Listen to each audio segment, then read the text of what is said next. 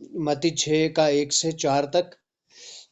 सावधान रहे तो मनुष्य को दिखाने के लिए अपने धर्म के काम ना करना, नहीं तो अपने स्वर्गीय पिता से कुछ भी फल ना पाओगे, है ना। हम जो भी भलाई करते हैं ना, ठीक है, जो भी भलाई करते हैं ना, वो भलाई किसको पता होनी चाहिए? नंबर 1 जिसके साथ की है, और दूसरा मैं, और तीसरा परमेश्वर। हाँ? कई बार हम क्या करते हैं ना, हम भलाई तो कर लेते हैं, कुछ दिन तक उसको रोक के रखते हैं कि हम किसी को नहीं बताएंगे, क्योंकि बाइबल में लिखा है कि नहीं बताना। लेकिन अब ये मनुष्य की चाहना होती है कि कई बार हम क्या करते हैं, उस भलाई के बदले हम दूसरे से भी कुछ भलाई चाहते हैं। ठीक है, अभी हम कई बार क्या चाहते हैं कि जो भलाई मैंने की है, वो भलाई यदि मैंने किसी को 500 रुपया दिया है, मदद की है, वो जरूरत में थे, मदद की है, लेकिन एक दिन मेरे को दिक्कत आ गई कि सिलेंडर उठा के ले आना था वहां से, और वो नहीं आए। हो सकता है उनके कोई काम है, वो बीमार है या कुछ भी है। उस दिन हम वो सारी भलाई को निकालते लोगों के सामने, देखा एक बार जब ये भूखे थे तो मैंने ही इनकी मदद करी थी। और आज ये मुकर गए, ये बड़े एहसान फरामोश आदमी है, बोलते हैं ना। इसका मतलब क्या है? सारा फल आपका खत्म हो चुका है, अब स्वर्ग में आपको कुछ नहीं मिलेगा। और कई बार हम भलाई करते हैं कि दूसरे लोग भी देखें कि हम कितनी भलाई करते हैं, कि दूसरे लोग भी देखें कि हम कितनी भलाई करते हैं। सो जो मनुष्य को दिखाने के लिए भलाई करता है, भले काम करता है, वह अपना फल पा चुका है। उसका फल क्या है? मनुष्य ने बोला, वाह वाह भाई, बड़ा भला काम किया इस आदमी ने, अब वो फल मिल चुका है। अब स्वर्गीय पिता से कुछ भी नहीं मिलेगा। फिर आगे क्या लिखा है? इसीलिए जब तू दान करे, कई बार दानी लोग क्या करते हैं ना, है ना, यदि हम देखें तो कई बार मंदिरों में दान दिया जाता है, गरीबों में दान दिया जाता है, तो न्यूज़पेपर में छुपवाते हैं उस दान को। हम्म? न्यूज़पेपर में छपवाते, फोटो खींचते हैं दान देते हुए, और फिर उस फोटो को वायरल करते हैं सोशल मीडिया में कि हमने तो क्या किया है, दान दिया है। इसका मतलब क्या है? वो अपना फल पा चुके हैं, स्वर्ग में उनके लिए कोई फल नहीं बचा है। राइट? स्वर्ग में उनके लिए कोई भी फल नहीं बचा है। इसीलिए लिखा है, जब तू दान करे तो गुप्त में करना, ताकि उसको स्वर्गीय पिता देखे और वो गुप्त में तुझे उसका इनाम दे, है ना? ताकि तुझे तेरा स्वर्गीय पिता देखे और गुप्त में वो तुझे उसका इनाम दे। 3 आयत पढ़ो। परंतु जब तू दान करे तो जो तेरा दाहिना हाथ करता है उससे तेरा बायां हाथ ना जानने पाए। हाँ, यानी कि जब तू दान करे तो तेरा दाहिना हाथ क्या कर रहा है, इस हाथ को भी पता नहीं चलना चाहिए। इसका मतलब क्या है? इसका मतलब क्या है कि दान हमारा कितना गुप्त होना चाहिए।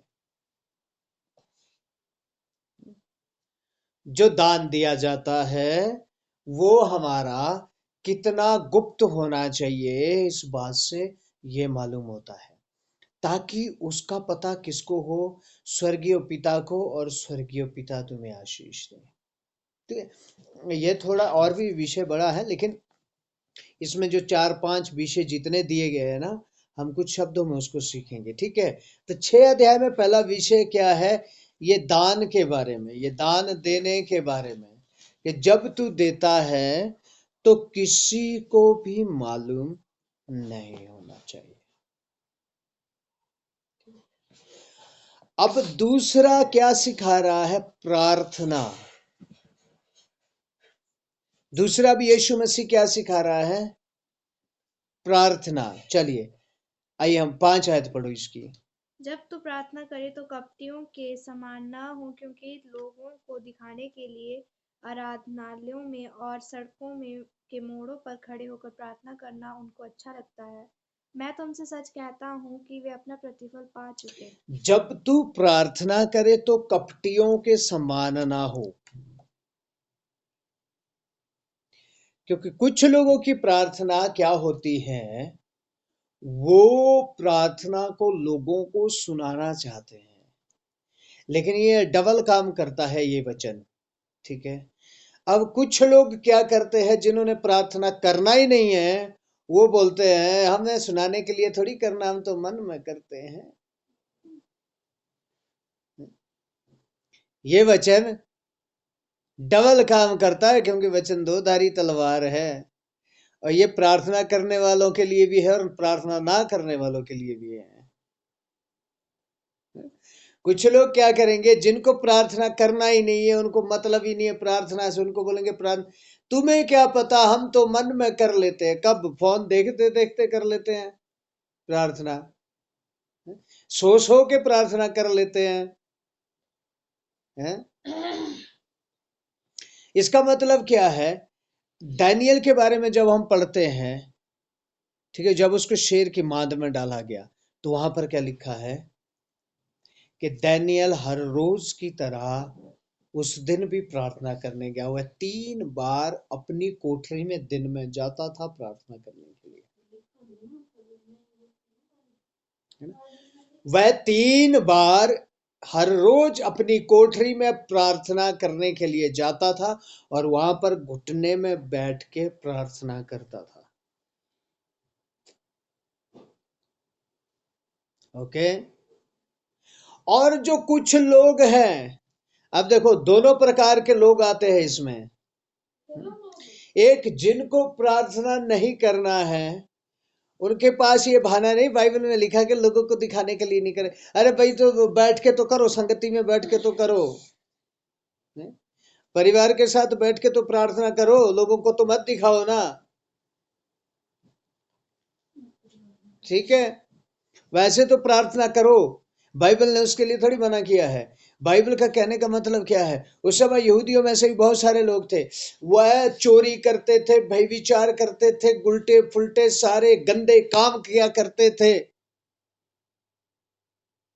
और उसके बाद जब चौकों में जाएंगे हालेलुया हालेलुया करते हुए जाएंगे, वैसे लगेगा बड़ा प्रार्थना करने वाले हैं भैया, है?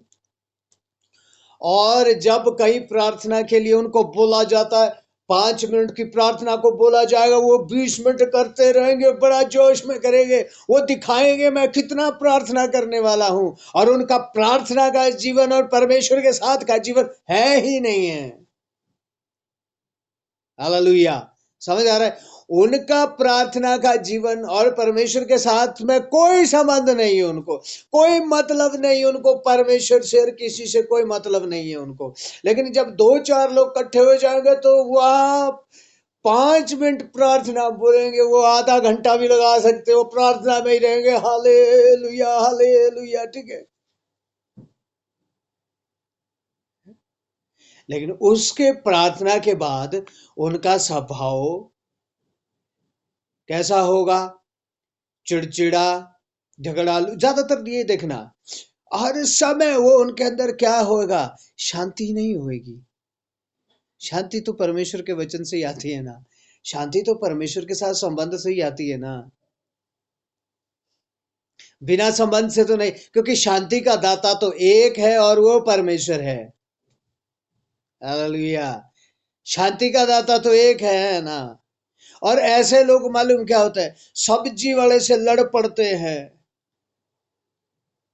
दूध वाले से लड़ पड़ते हैं, राशन वाले से लड़ पड़ते हैं, फेरी वाले से लड़ पड़ते हैं,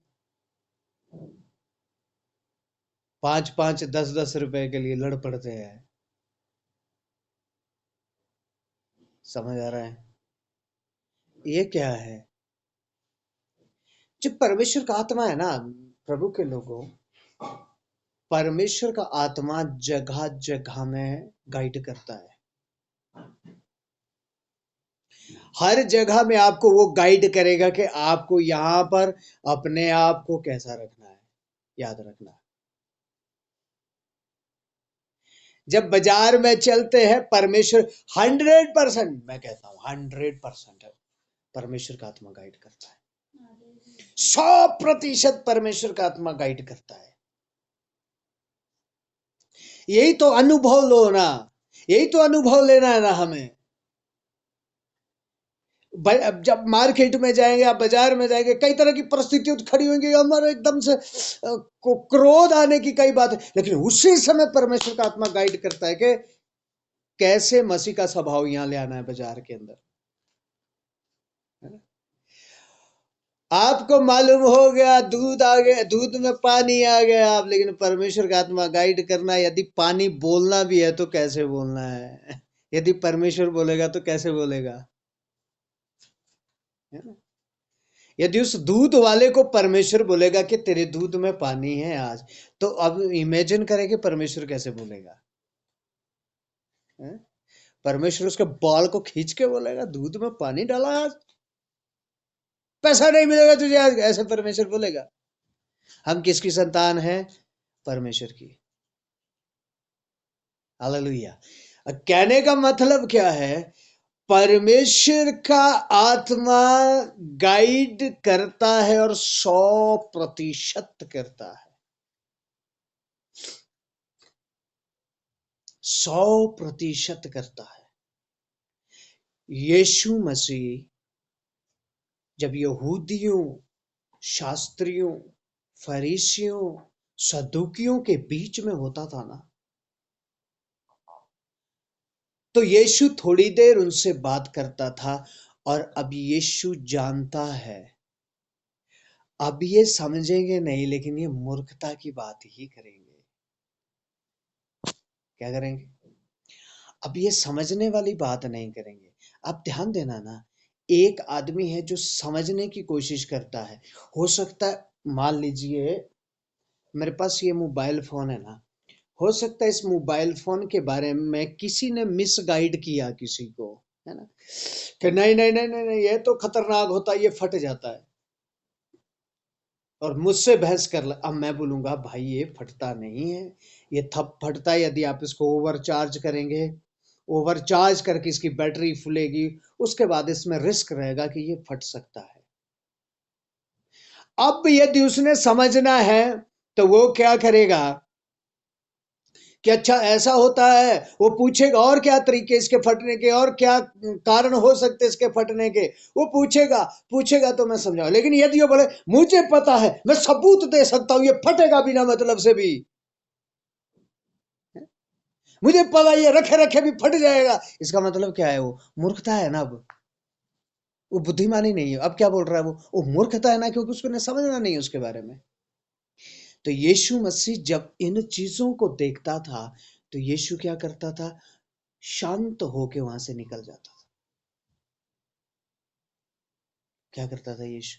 यीशु को मालूम है ना, और यीशु वहां से चुपचाप निकल जाता था, क्योंकि परमेश्वर का आत्मा 2-3 बातों से ही आपको समझा देगा कि ये मूर्खता की बात होगी, तू निकल जा, मूर्ख के साथ मूर्ख मत बनना। अरे ये लोग कैसे हैं? ये लोग मालूम कैसे हैं? आधा घंटा प्रार्थना करेंगे, प्रार्थना करने के बाद ये वचन पे ही लड़ पड़ेंगे, वचन पे ही बहस करेंगे। ठीक है, 1 घंटा प्रार्थना करेंगे, उसके बाद वचन पे ही लड़ पड़ेंगे। ये वचन बोलता ही नहीं है, और सामने साफ साफ लिखा होता है कि वचन वही बोल रहा है ना। बाइबल में साफ साफ लिखा होता है कि वचन बोल क्या रहा है, लेकिन ये फिर भी कहते वचन ये बोल ही नहीं रहा। उसके तर्क में 2-4 और वचन को ले आएंगे, क्योंकि उनको मतलब ही पता नहीं है वचनों के। इसलिए लिखे ना कि वो लोग तोड़ मरोड़ के वचन को अपने फायदे के लिए समेट लेते हैं। है ना। इसीलिए यहां पर क्या लिखा है, तू पाखंडी मत बनना।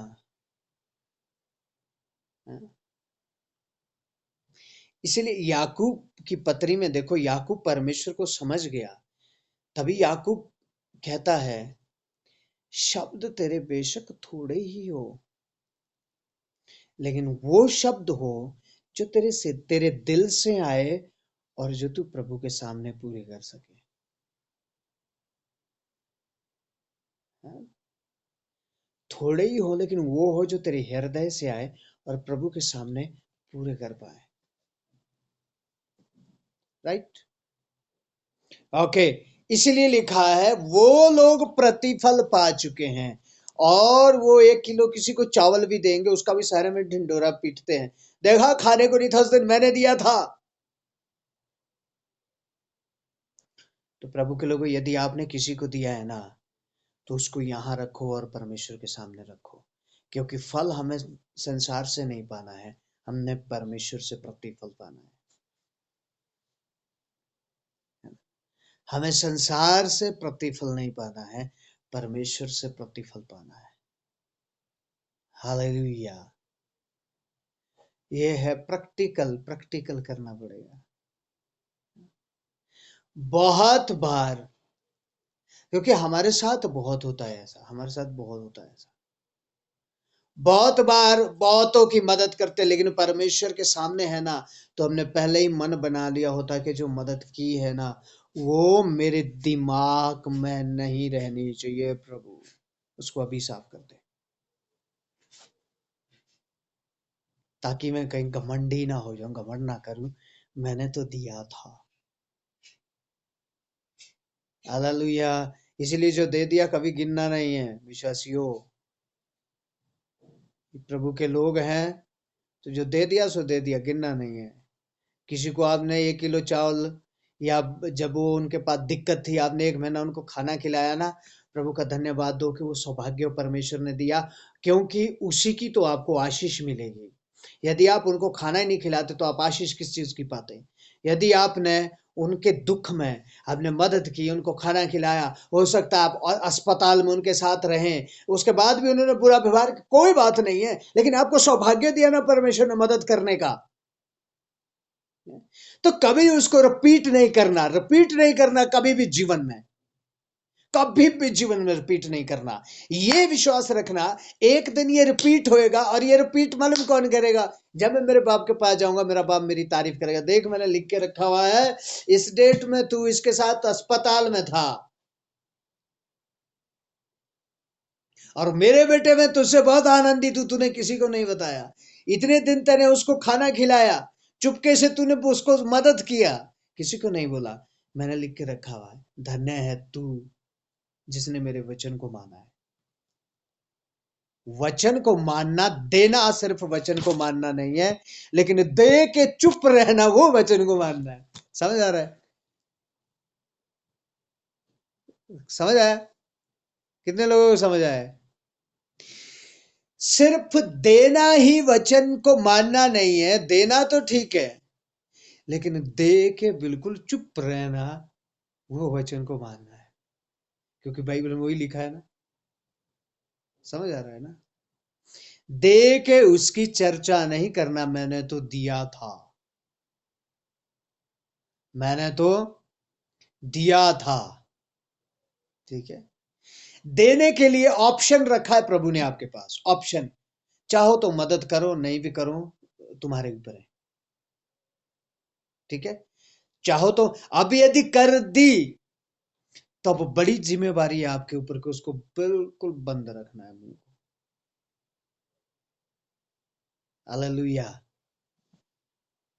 इसलिए क्या लिखा है, 6 आयत पढ़ो।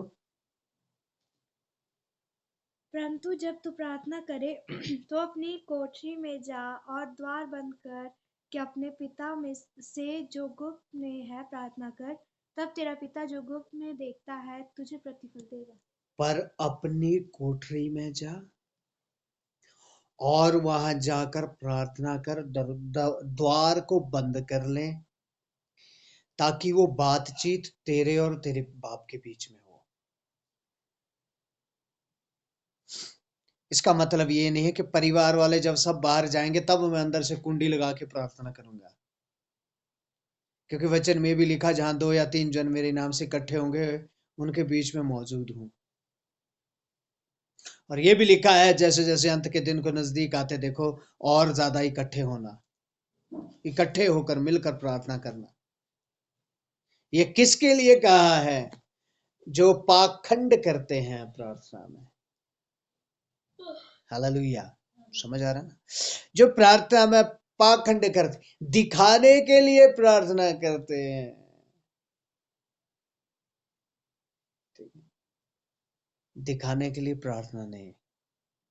आप जो ऑक्सीजन, हमने पिछले दिनों में भी पढ़ा है ना, प्रार्थना क्या है? क्या है प्रार्थना? बोलो जरा।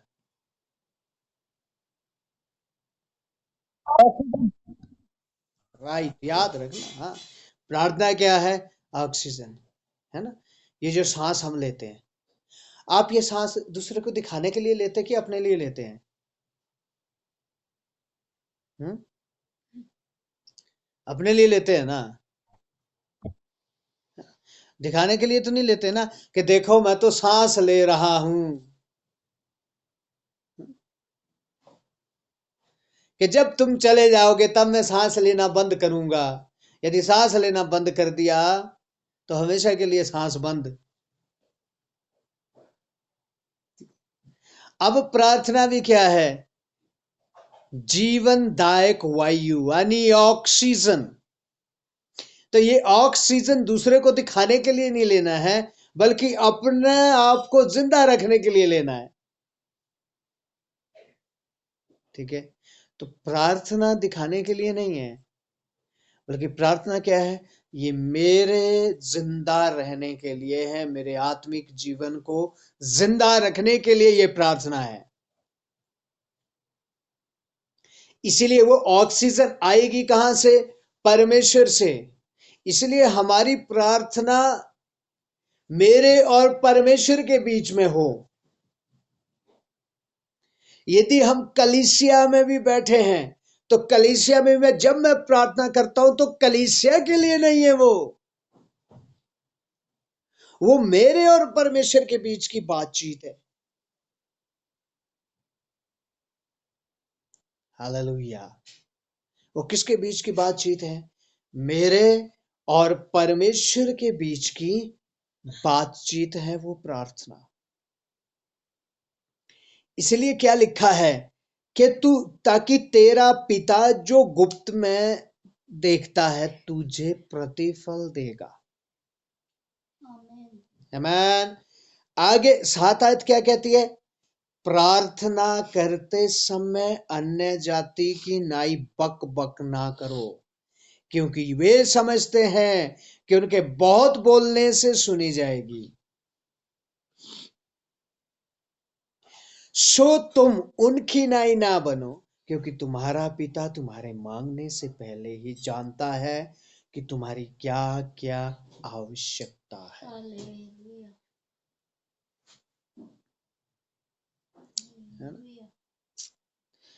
फ्रिज चाहिए आपको, सुबह 6 बजे उठ जाते हैं, 6 बजे से 7 बजे तक प्रार्थना कर, प्रभु फ्रिज दे दे, प्रभु फ्रिज दे दे, प्रभु फ्रिज दे दे। तेरे को पता प्रभु सब्जी सड़ रही है मेरी, तेरे को पता प्रभु दूध फट जाता है मेरा, तेरे को पता है प्रभु कितनी सुविधा है उसमें, हे प्रभु दे दे, हे प्रभु दे दे, हे प्रभु दे दे। हैं? तेरा पिता जानता है ना कि तुझे क्या चाहिए, लिखा है ना यहाँ, तेरे मांगने से पहले वो जानता है। इसलिए क्या लिखा है? अन्य जाति की तरह प्रार्थना नहीं करना। इसमें एक गहरा विषय है, जो ये अन्य जातियों की तरह प्रार्थना नहीं करना, क्योंकि अन्य जाति संसार की बातों की चिंता करती है। अन्य जाति संसार की बातों की चिंता करती है। हालेलुया। और ये इस विषय को हम कल और आगे कंटिन्यू सीखेंगे। ओके, सो प्रभु आपको इस वचन से आशीष दे। आइए हम प्रार्थना करें।